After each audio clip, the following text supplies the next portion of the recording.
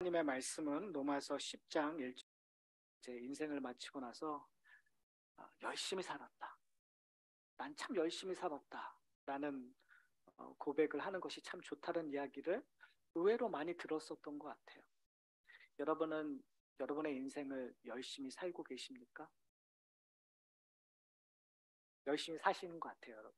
사실 이민자의 삶 자체가 열심히 살지 않으면 살아나기 힘든 그러한 사회인 것 같아요.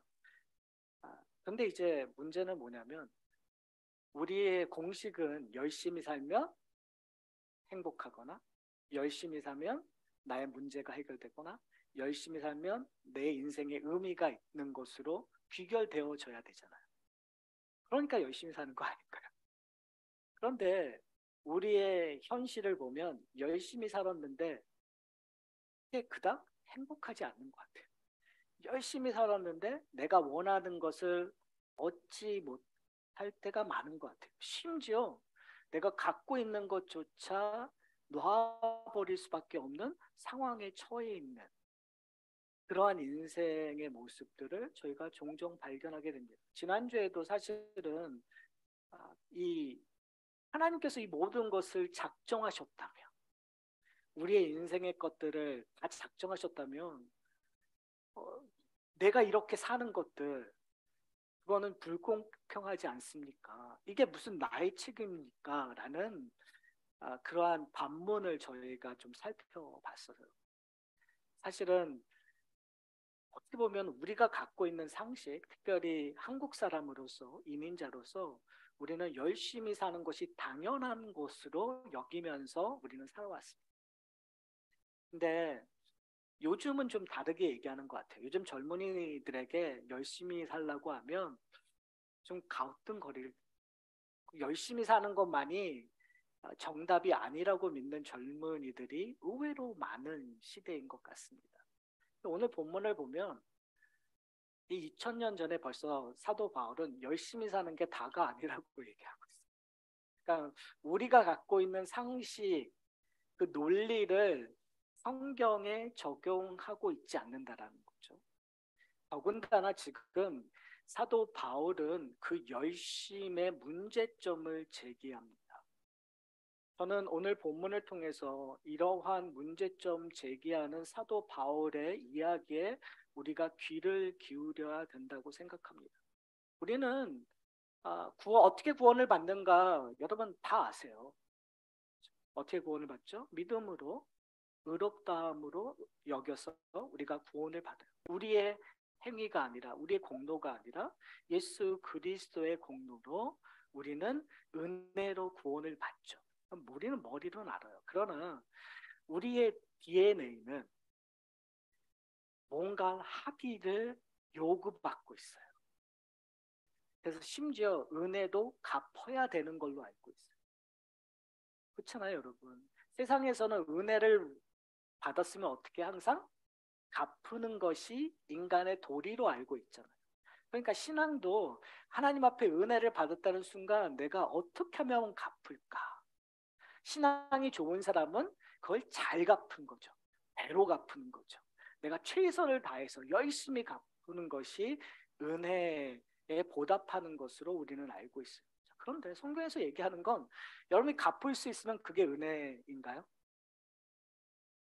성경의 논리는 틀려요. 여러분이 갚을 수 있는 거라면 그건 은혜가 아니에요. 하나님이 주시는 건 여러분이 갚을 수 없는 것을 주셨다는 거예요. 이제 문제는 여기서부터 시작이 되는 거죠. 그거를 우리는 별로 좋아하지 않아요. 우리는 신앙생활하면서 내가 갚을 수 있는 존재가 되기 위해요. 그래서 우리는 열심히 하나님 앞에 보답해 드리려고 노력해요. 그 열심히 우리는 좋은 것이라고 우리는 지금까지 신앙생활에서 배웠어요. 여러분의 헌신, 여러분의 봉사, 여러분의 헌금, 이 모든 열심이 하나님이 기뻐하실 거라고 우리는 배웠고 그것이 은혜의 보답이라고 배웠어요. 근데 오늘 사도 바울은 아주 의미심장한 지적을 합니다. 열심 중에 열심, 하나님의 은혜를 온전히 경험했던 이스라엘을 향하여 그들의 열심은 그들로 하여금 구원받지 못하는 하나님으로부터 잘림을 받는 그곳으로 끌고 가고 있다는 것으로 이야기하고 있어요. 10장 1절을 보면 이렇게 얘기해요. 형제들아. 그러니까 지금 사도 바울은 이스라엘 백성들을, 유대인을 뭐라고 부르고 있냐면 형제들아 라고 얘기하고 있어요. 내 마음이 원하는 바, 하나님께 구하는 바는 누구를 위함이라고요? 이스라엘을 위함이니 곧 그들로 뭘 받게 함이라고요? 구원을 받게 함. 사도 바울은 지금 여기서 처음 얘기하는 것이 아니라 지금 로마서를 9장서부터 지속적으로 얘기했어요. 사도 바울은 유대인들이, 이스라엘이 하나님께 구원받기를 원해요. 여러분, 이게 우리가 이 성경을 읽으면 당연한 거죠. 사도 바울이 참 하나님으로부터 그러한 신실한 마음을 갖고 있구나라고 생각하는데, 듣는 유대인들은 어떨까요? 한번 생각해 보셨어요?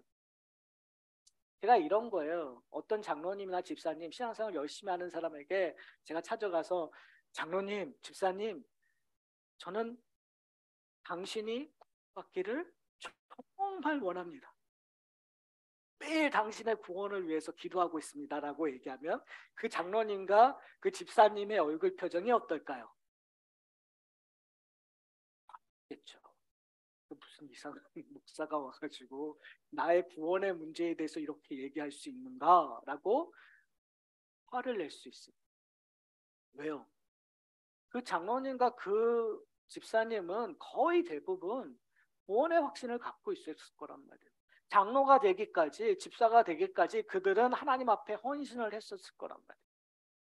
그들의 시간과 그들의 열심과 그들의 물질을 하나님 앞에 드렸기 때문에 그 자리에 와 있었다고 감사하며 확신에 차 있었을 거예요. 근데 그 사람 앞에서 내가 정말 원하는 것은 당신의 구원입니다 라는 이야기를 하면 여러분 기분 좋으시겠어요? 저 같으면 기분 안 좋을 것 같은데요. 저한테 와서. 저 옛날에 아마 전도사 때 제가 오래간만에 그 옛날 교회 다니던 친구 하나를 만났어요. 근데 그 친구가 저한테 너 구원의 확신이 있냐고 물어봤어요. 구원파 쪽의 그 친구여서. 그래서 뜬금없이 오래간만에 만났는데 너 구원의 확신이 있냐고 물어봤을 때 기분이 별로 안 좋더라고요. 바로 그 이야기를 지금 유대인들을 향하여 이 이야기를 하고 있는 거예요.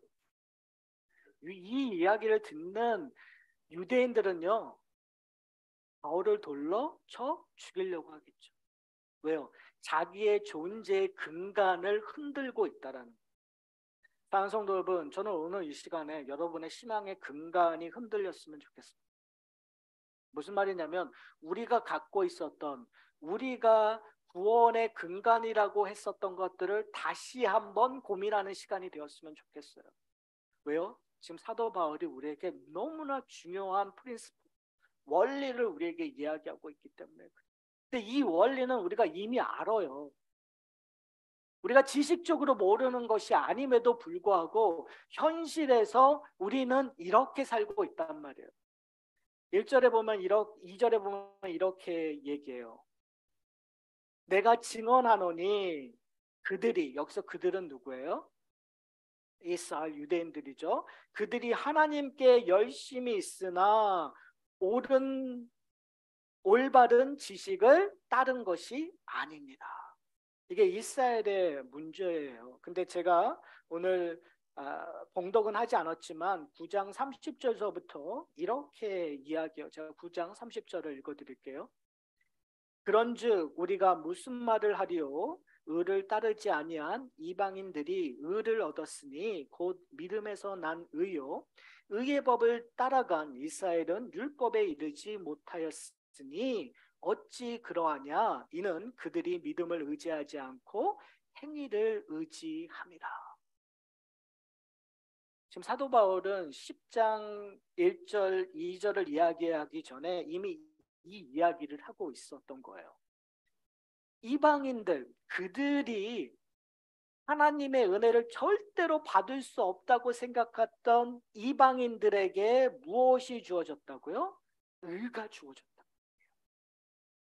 근데 그 의는 어떠한 의라고요? 믿음에서 난 의라고 얘기해요. 자, 이 말조차도 유대인들은 별로 기분이 탐탁하지 않았을 거예요. 그러니까 지금 이스라엘 민족들은 오직 자신만이 선한 민족이에요. 하나님의 택하심을 받은 민족이에요. 그 증표가 뭐였죠? 율법이었어요. 할례였어요. 자기네들 율법을 지키고 있었기 때문에, 그들이 할례를 받았기 때문에 나는 하나님의 백성들이고 저들은 이스라엘 민족 밖에 있는, 언약 공동체 밖에 있는 저들은 하나님의 은혜를 받을 수 없는 존재였다는 거예요. 근데 사도 바울이 얘기하는 것이 뭐냐면, 내가 이방인의 사도로 하나님의 부르심을 받았는데 하나님께서 그들을 의롭게 하셨다. 어떻게요? 믿음으로 의롭게 하셨다라는 얘기예요. 근데 이것이 이스라엘 민족들의 갖고 있었던 그들의 존재를 흔들어내는 거예요. 그들은 뭐로 의롭게 되는 거예요? 율법으로 의롭게 된다고 생각했어요. 행위로 의롭게 된다고 생각했어요. 율법을 지킴으로 의롭게 된다고 생각했어요. 사랑하는 성도 여러분, 현대를 살아가는 우리가 당신은 어떻게 구원을 받습니까? 라고 얘기했을 때 사실은 나는 믿음으로 구원을 받습니다라고 이야기하고 있지만, 제가 늘 얘기 드리는 얘기요. 조금만 그분하고 이야기해 보면, 그 믿음으로 구원받는다는 걸 풀어보면 다들 어떻게 푸는지 아세요? 내가 교회 생활을 얼마나 했는데, 내가 세계를 얼마나 받았는데, 우리 부모님 때서부터 어떠한 가정인데, 내가 어떻게 헌신을 했는데, 그러니까 믿음이라는 것들을 행위적으로 푸는 것들이 거의 대부분의 우리의 모습이에요. 왜냐면 그렇게 우리는 신앙생활을 해왔단 말이에요. 그러니까 이 행위에 근본한다라는 것은 우리의 믿음의 근간에 너무나 많아요. 자, 오해하지 않으셨으면 좋겠어요. 열심히 산다라는 것, 열심히 순종한다는 것 나쁜 거 아니에요. 행위한다라는 건 나쁜 거 아니에요. 우리가 행위로 나와야 돼요. 그런데 그 행위의 근본이 어디로부터 나오느냐? 그것은 믿음으로부터 나오는 행위란 말이에요. 행위로 구원을 얻기 위하여, 행위로 내 존재를 채우기 위하여 행하는 것이 아니라, 내가 장로여서 그런 일을 하는 것이 아니라, 내가 목사여서 그런 일을 하는 것이 아니라, 내가 받은 은혜 때문에, 내가 하나님의 자녀된 그 은혜 때문에, 은혜의 통로로, 은혜의 원인으로 내가 지금 선한 일을, 하나님의 기뻐하시는 일을 하고 있다라는 거, 그 차이점을 저희가 이해하셔야 돼요. 근데 우리는 그것이 아니라, 우리는 너무나 자동적으로 교회 생활을 하는 거죠. 행위의 근본. 그리고 나의 존재를 항상, 내가 주일 성수하고 있나? 내가 11조를 하고 있나? 내가 봉사를 하고 있나? 내가 신앙생활을 얼마만큼 지속하고 있는가에 근거하고 있다는 거예요. 사랑하는 성도 여러분, 그것이 나쁘다라는 것이 아니라 그것이 어디로부터 나왔는가, 그리고 그것이 어떠한 의미인가. 오늘 본문에서 이렇게 얘기해요. 자, 보세요. 9장 31절에 보면, 의의 법을 따라간 이스라엘은, 이 말은 되게 좋은 말이잖아요. 하나님이 주신 의의 법을 따라갔다고 얘기해요. 그러면 그 의의 법을 따라가면 결과는 좋아야 돼요.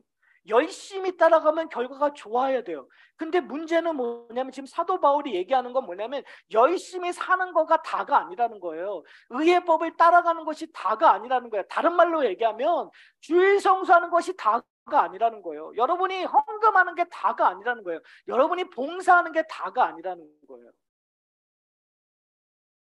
여러분의 마음에, 심중에 뭐가 있냐라는 거예요.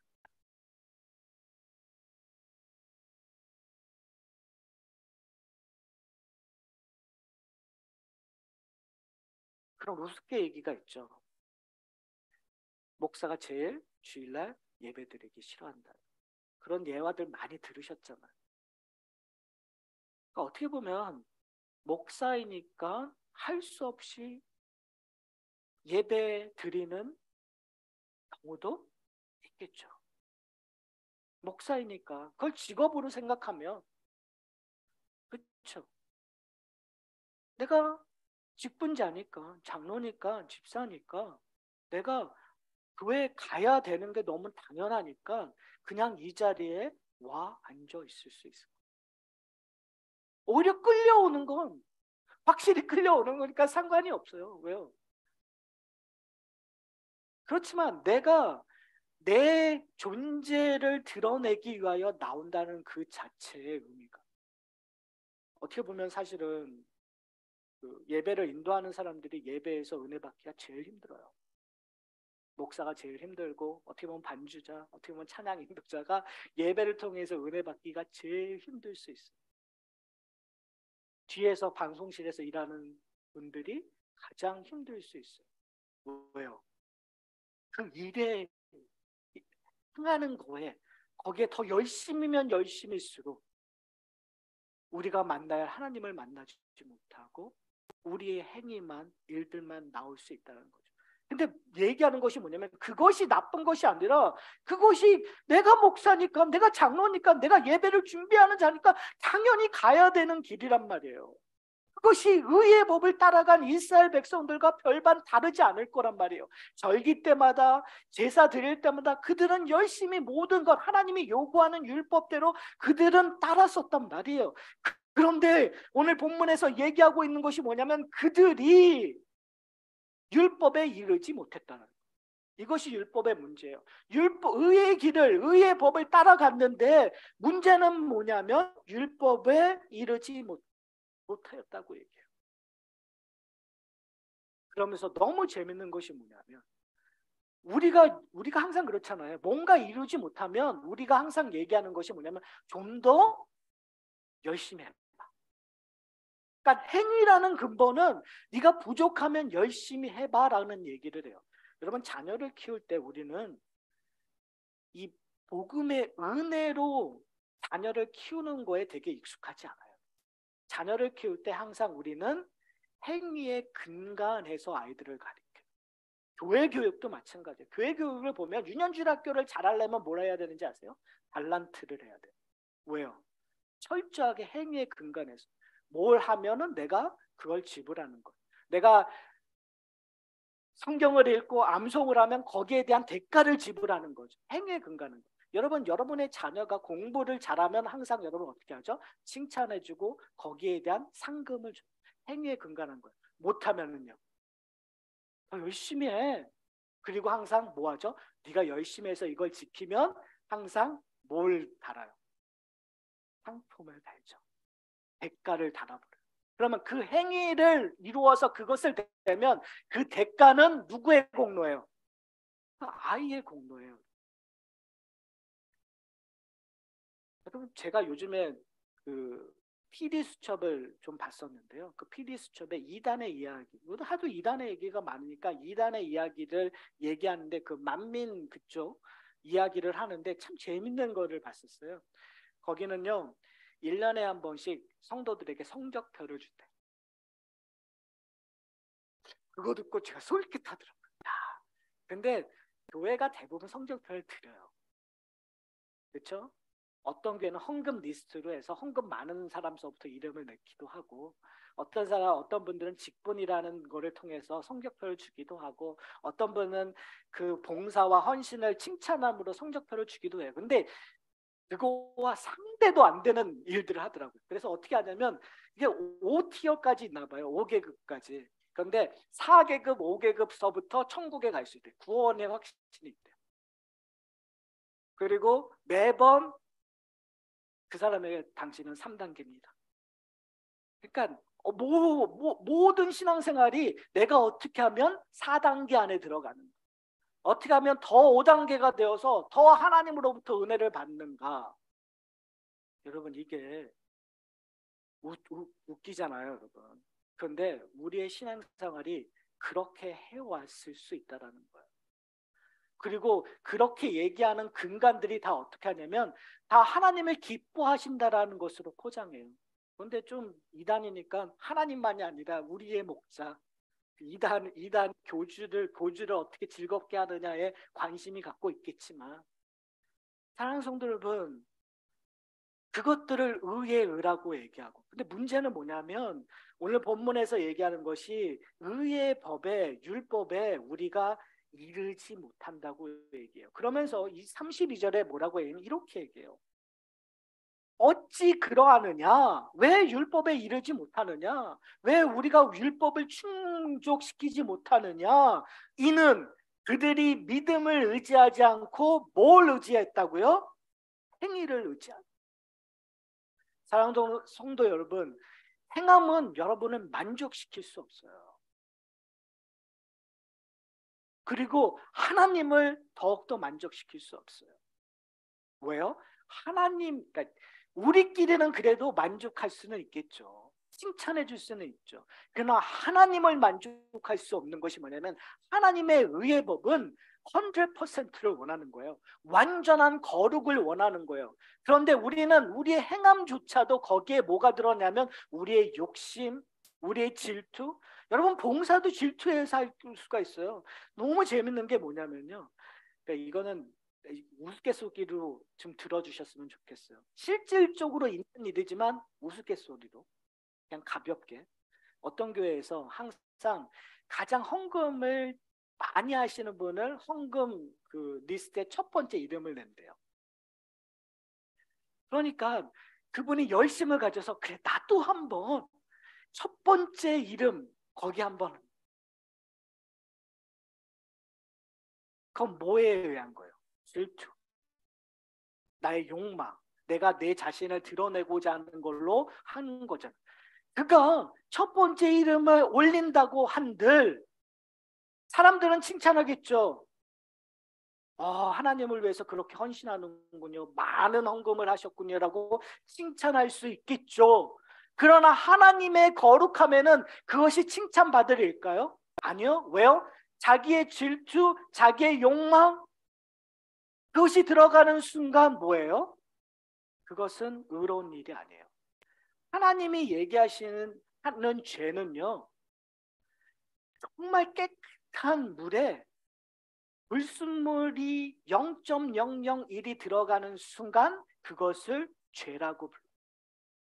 그러니까요, 우리의 겉모양은 선한 것일지라도 우리가 행했기 때문에 그것은 죄라고 이야기되는 거예요. 왜요? 우리가 죄인 것이니까.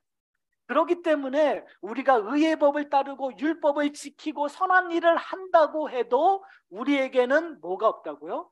구원이 없는 거예요. 그 문제를 오늘 본문에서 사도 바울이 이야기해요. 어떻게 얘기하냐면 그들이 무시하고 있었던 이방인들이 어떻게 구원을 받았느냐? 그들이 오늘 본문을 보면 이렇게 얘기해요. 하나님의 의를 알았다고요? 몰랐다고요? 3절에 보면 하나님의 의를 모르고 있었던, 자기의 의를 세우고 힘써 하나님의 의를 복종하지 않았던 이스라엘 백성들에게 이야기하는 것이 뭐냐면 그 이방인들이 그 얻었던 의는 의의 법을 쫓았던 의가 아니라 뭐의 의라고 얘기하냐면 9장 30절에 믿음에서 난 의라고 얘기를 해요. 사랑하는 성도 여러분, 오늘 본문에서 이야기하고자 하는 것이 무엇이냐면요, 우리가 얻는 의는 예수 그리스도로부터 오는 의여야 된다고 얘기를 해요. 4절에 보면 이렇게 얘기해요. 이제 오늘 본문에 어떻게 보면 핵심이고 우리가 결정해야 될 것이 무엇이냐면 이렇게 얘기해요. 4절에 그리스도는 모든 믿는 자에게 의를 이루기 위하여 율법의 마침이 되신다. 사도 바울은 우리에게 이야기하고자 하는 가장 중요한 것이 뭐냐면 너희가 의롭게 되는 것은 누구를 통해서 의롭게 된다고요? 예수 그리스도를 통해서 의롭게 된다. 그럼 왜 어떻게 예수 그리스도를 통해서 의롭게 되느냐? 예수 그리스도께서 율법의 마침이 되셨다는 거예요. 그 마침이 되셨다는 것은 뭐냐면 예수께서 율법을 완성하셨다. 그러니까 지금 사도 바울은 로마서 전체를 통해서 이 이야기를 해왔어요. 지금 처음 얘기되는 것이 아니라 인간은 죄로 말미암아 하나님의 의에 이룰 수 없대요. 그러니까 인류의 역사에서 가장 큰 문제는 인간 스스로 의롭게 될 수 없다는 것이 문제예요. 그런데 하나님께서 은혜의 언약을 맺어주셨는데 그 은혜의 언약의 가장 중요한 핵심이 뭐냐면 우리의 죄를 대속할 이가 있는데 그 대속한 자는 완전하셔야 돼요. 율법을 온전히 지켜야 돼요. 죄가 없으셔야 돼요. 그러니까 문제는 뭐냐면 그런 모습들을 구약에서 양을 죽여서 그의 피로 말미암아 우리의 죄가 씻어지는 것들을 보여줬잖아요. 근데 양을 선택할 때 그 선택의 기준이 무엇이죠? 잘생겼느냐가 아니었어요. 흠이 없느냐였어요. 흠 없는 양을 우리의 죄를 대신하여 바쳐야 되는, 이스라엘의 민족이 죄를 지적할 때 항상 나오는 것이 뭐냐면 너희가 하나님 앞에서 저른발이 흠 있는 양들을 하나님께 바쳤다고 얘기해요. 왜요? 그러면 그 하나님의 은혜를 베푸시는 그 원리를 너희가 깨닫지 못하기 때문에. 그러니까 우리가 제사를 드린다라는 건 뭘 열망하냐면 우리를 위하여 대신 오실 완전하신 제물을, 우리의 죄를 대속하실 그 메시아가 오시기를 열망하기 위하여 우리가 구약에서 제사를 드렸다는 거예요. 그리고 신약에서 예수님께서 이 땅에 오신 이유가, 왜 예수님께서 인간이 아니라 하나님의 아들이셔야 되냐면 그가 죄가 없으시기 때문에. 그래서 요한복음에서 얘기해요. 우리가 영생한다는 것, 중생한다는 것이 어떤 의미냐? 인간으로부터 나는 것이 아니라, 땅으로부터 나는 것이 아니라, 거듭난다는 것은 하늘로부터 난다라는 표현을 써요. 그러니까 우리가 구원받기 위해서, 우리가 중생하기 위해서는 하늘로부터 나신 이가 다시 이 땅에 오셔야 되는 거예요. 그리고 그가 죽으셔서 우리의 죄를 대속하셔야 된단 말이에요. 그가 이 땅에 오셔서 율법을 다 지키시고 죽음을 이기시고 부활하심으로 말미암아 그가 의롭다함을 선언하셔야 된다. 그리고 그 의가 우리에게 전가돼. 예수 그리스도의 의가 우리에게 전가되었을 때 우리는 의롭게 되는 거죠. 바로 그것을 율법의 마침으로 이루어지는 믿음의 법이 우리에게 주어집니다. 사랑하는 성도 여러분, 우리는 어디에 서 있습니까? 우리는 누구를 의지하고 있습니까? 저는 이 이야기가 우리의 삶 속에서도 좀 적응되었으면 좋겠습니다. 행위에 근거한 우리의 삶이 아니라 은혜에 근거한 우리의 삶이 되기 위해서는 어떤 일들이 일어나야 될까요? 저는 여러분에게 좀 도전하고 싶어요. 우리가 은혜의 원칙이 드러나기 위해서는 우리가 경험해야 되는 부분들이 있어요. 그러니까 복음서도 그렇고요. 사도 바울도 우리에게 끊임없이 이야기하고 있는 원칙이 있는데 그것이 뭐냐면 너희가 긍휼하심을 경험하면 긍휼하심을 베풀 수 있다. 너희가 하나님의 사랑을 경험하면 하나님의 사랑을 베풀 수 있다. 우리가 세상의 소금이고 세상의 빛이라고 했었을 때 우리가 세상의 소금이요 빛인 이유는 우리가 예수 그리스도와 함께 하셨기 때문에, 예수 그리스도와 함께 했기 때문에 그의 성품이 드러나는 거예요.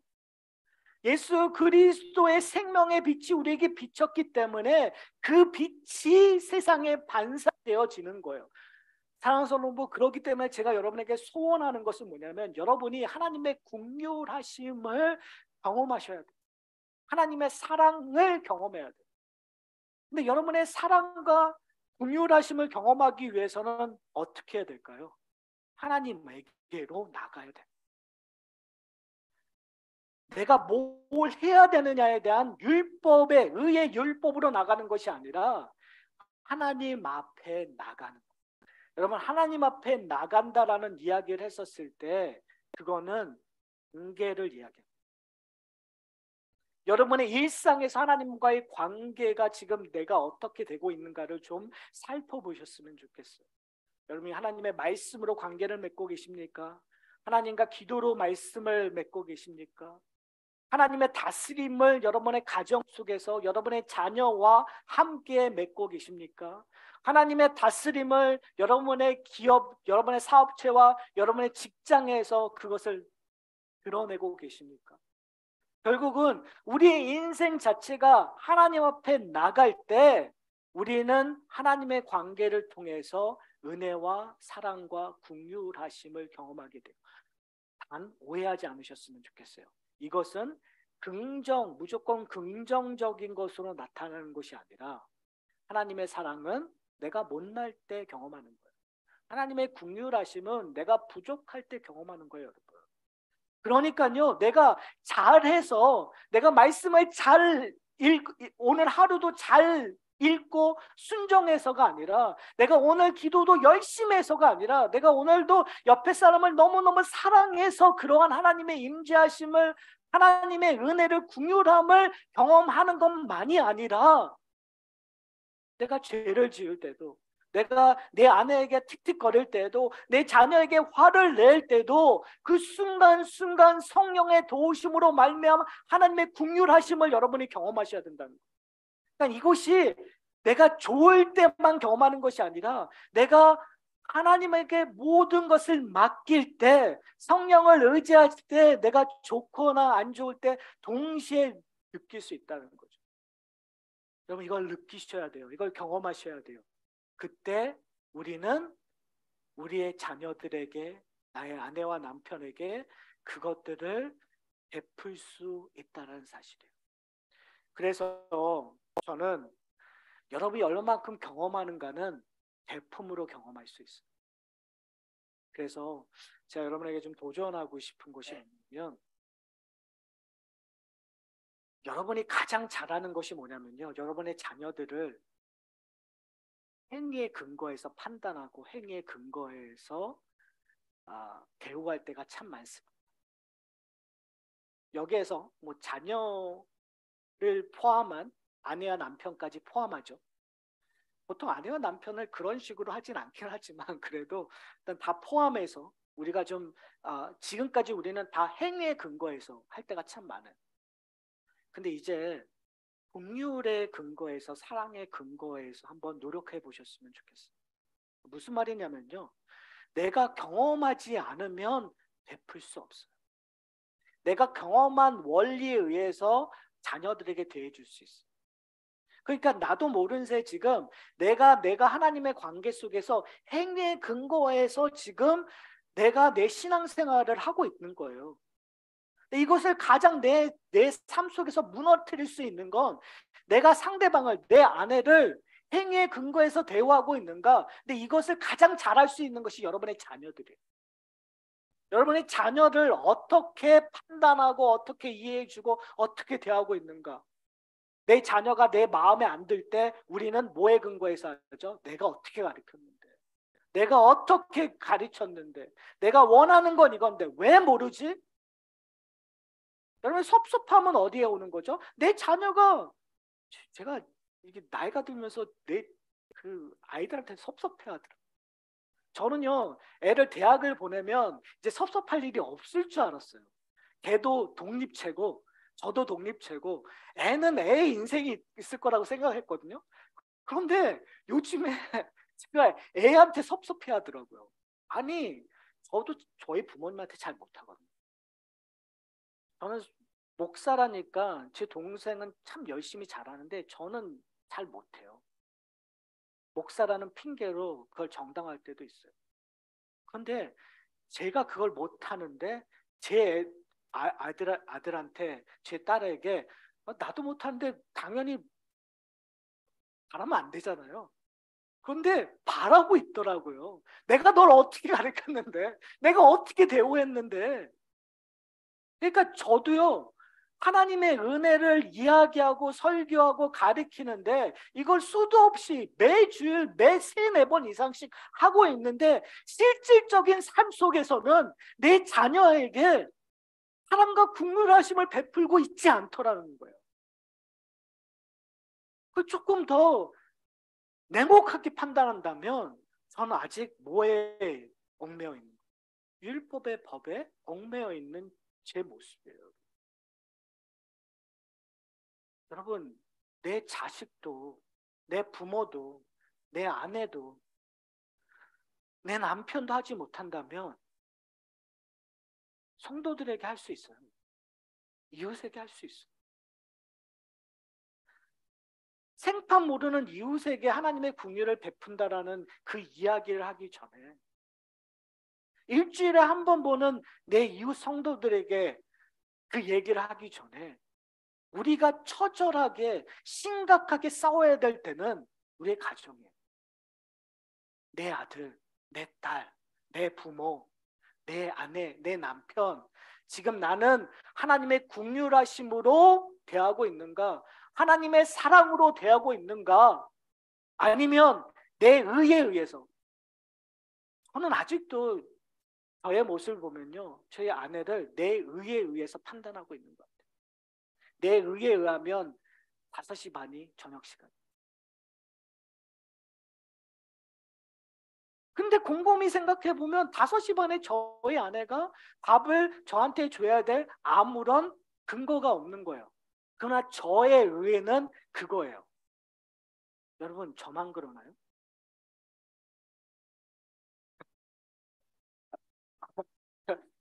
예상치 못하는. 그러니까 이게 그 우리의 예화의 문제예요. 그렇죠? 맞아요. 5시 반은 저만 그럴 수 있어요. 그렇지만 이건 예를 든 거예요. 예. 우리의 연약함. 우리는 우리의 의의 판단에서 상대방을 대한다. 그러나 하나님은 그런 우리조차도 사랑하시고 긍휼하심으로 베푸고 있다는 거. 저의 포인트는 누가 그러더라고요. 설교는 예화밖에 생각이 안 난다고. 그러지 마시고요. 오늘 우리가 기억해야 될 건 하나님께서 나를 율법으로 판단하고 있지 않으시고 하나님의 긍휼하심, 하나님의 사랑이 가장 잘 드러나는 예수 그리스도의 십자가로 우리를 판단하고 있다는 걸 기억하시는 저와 여러분이 되시기를 소원합니다. 그래서 죽어있는 십자가가 아니라요. 그냥 집에다가 장식품으로 거는 십자가가 아니라 우리의 삶 속에서 우리의 자녀에게 예수 그리스도의 십자가를 보여주셨으면 좋겠어요.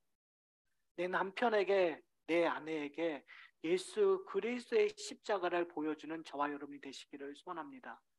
이렇게 설교하고 오늘 또 저는 실수할 거예요. 내일 또 실수할 거예요. 그러나 또 하시는 거예요. 저는 또 할 거예요. 왜요? 하나님께서 포기하지 않고 우리를 사랑하셨기 때문에. 그렇기 때문에 오늘 내가 실패하고 조금 이따 실패해도 또 할 거예요. 왜요? 내가 하는 것이 아니라 성령께서 그 일을 하시니까요. 내가 내 행위로 하는 것이 아니라 예수 그리스도가 율법을 마치셨기 때문에 우리는 하는 거예요. 이러한 고백들이 우리의 삶 속에서 끊임없이 고백되기를 소원합니다. 우리 함께 기도하시겠습니다.